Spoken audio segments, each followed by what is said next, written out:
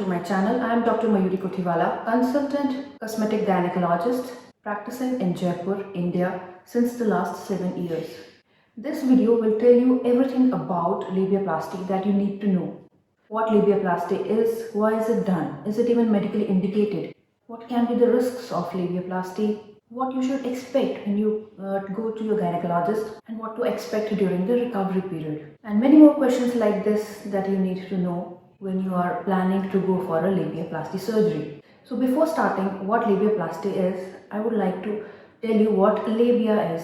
Labia majora and labia minora are parts of external genital system in a female. Labia majora are the two fat pads that are located laterally, and the labia minora are situated in between the two labia majora, and generally the labia majora covers the labia minora. Labia minora are thin vertical lips situated between the two labia majora, and they don't contain as much fat as seen in the labia majora. So talking about labiaplasty, in this video I would be talking about labia minoroplasty. Labiaplasty can either be labia majoroplasty when you are correcting the cosmetic appearance of the labia majora, and when you are dealing with labia minora, it's known as labia minoroplasty.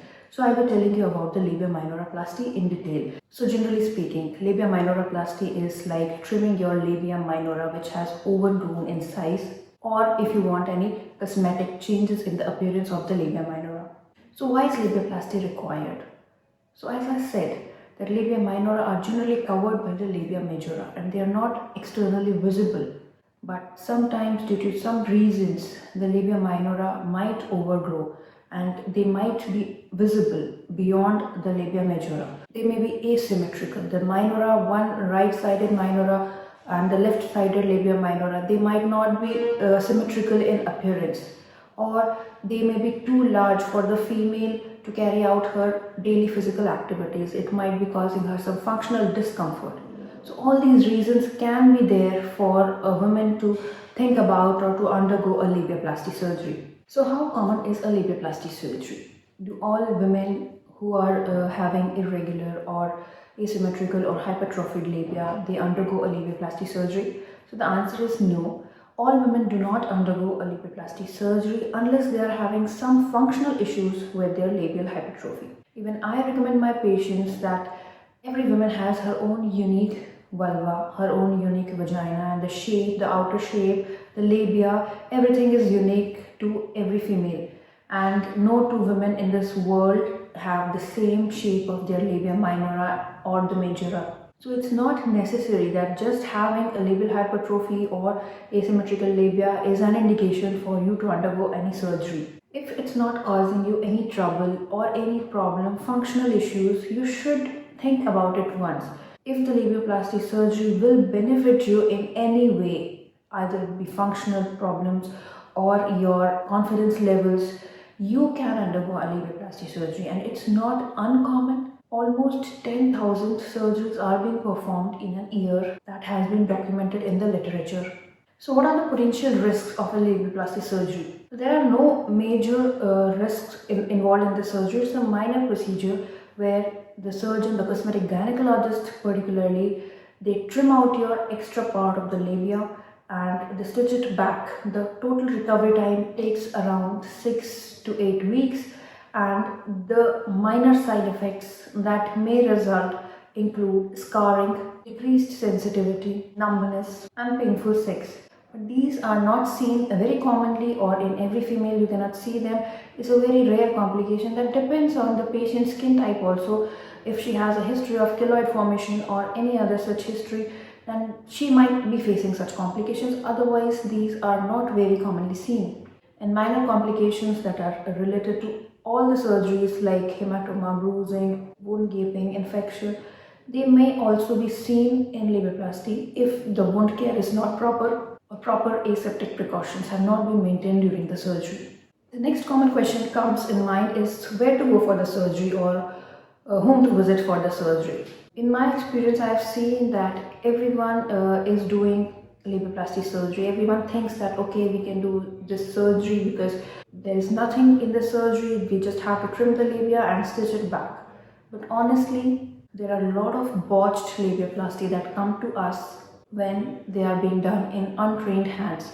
Labiaplasty requires a lot of training and skill and a vision to give a better cosmetic appearance to the female. It's not just the trimming of the labia, it's all about redefining the shape, redefining the size, and to give you a better confidence level. So, my advice would be to visit either a plastic surgeon or a cosmetic gynecologist. So, how is labiaplasty surgery done? Before the surgery, the doctor needs to discuss with you what are your needs, what are your requirements. According to the appearance of your labia, the doctor would advise you what all kind of surgeries are the available options for you. Labia minoroplasty can be done either as a rim labiaplasty, a hybrid labiaplasty, Barbie look labiaplasty, wedge labiaplasty, and many other techniques are there to do a labiaplasty surgery. But which will suit you better, you have to discuss with your doctor. You have to look at the before and after photos and understand things better, and then reach to a conclusion that which labiaplasty would suit you better. But in my opinion, in my experience, curvilinear labiaplasty, which is the hybrid or the rim look labiaplasty, these are better over the wedge labiaplasties. The cosmetic gynecologist would advise you to undergo a curvilinear labiaplasty over a wedge labiaplasty. The plastic surgeons, they generally prefer a wedge labiaplasty, but what we have seen is the wedge labiaplasty has many complications. The wound dehiscence rate is higher in wedge labiaplasty as compared to the curvilinear labiaplasty. Cosmetic results are also better in curvilinear labiaplasties. But ultimately, it's your call, it's your doctor's call. You have to discuss the things with them. On the day of your surgery, you need not be an empty stomach. You can have your meals and then you come for the surgery. The surgery is done under local anesthesia, and whatever technique you have decided upon, the labia is cut according to that, either the wedge or the curvilinear, and then again it's stitched back. It's important that the labia should be stitched back in either 2 to 3 layers. It should not only be approximated in single layer and then left, because the wound dehiscence rate is higher, the infection rate, the complication rate, and the results are very poor in when the labia is stitched back in a single layer.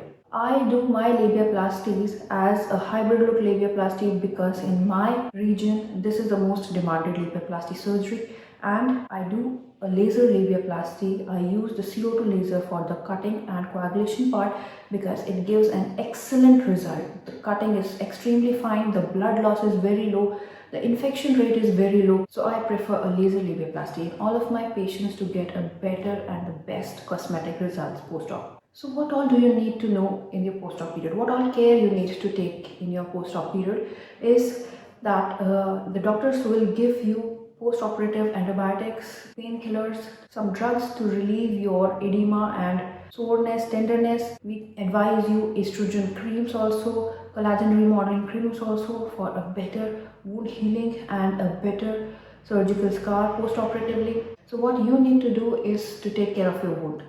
You need to wear loose fitting clothes. Just avoid tight fitting undergarments and pants. You have to avoid excessive aggressive exercises, leg stretching, squattings for the next 6 weeks. You should avoid inserting anything into your vulva or vagina for the next 6 weeks, and you should follow all the post-operative instructions that have been given to you by your doctor. So the first follow-up is after 2 weeks of the surgery, then at around 4 weeks, and later at around 2 months of the surgery. Here I would like to emphasize that whenever you are planning a labiaplasty surgery, do discuss with your doctor that if any other surgery is also needed to be combined along with labiaplasty, so to give you a better aesthetic outcome. Like I have seen most of the times patients come to me for a labiaplasty surgery, but when I examine them along with the labiaplasty, along with the labia hypertrophy, they also have a hood hypertrophy. The clitoral hood is also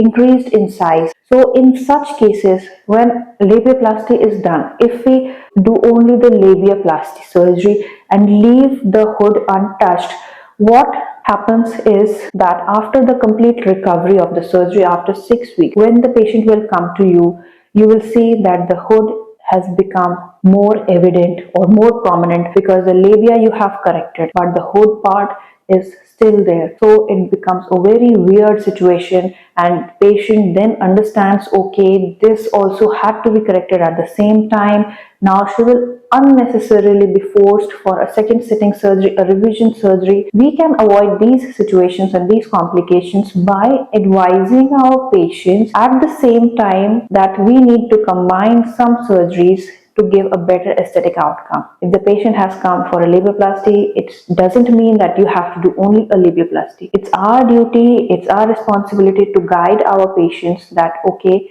your labia is larger as compared to normal, but your hood, your clitoris is also enlarged. So it also needs to be corrected. So friends, this was my video on all about labiaplasty surgery.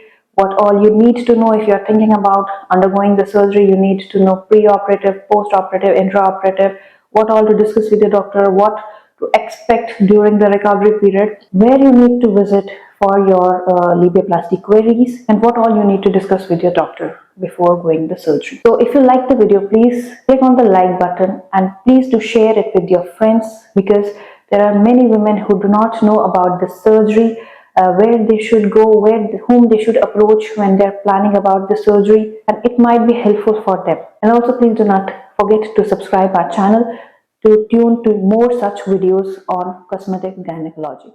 Thank you.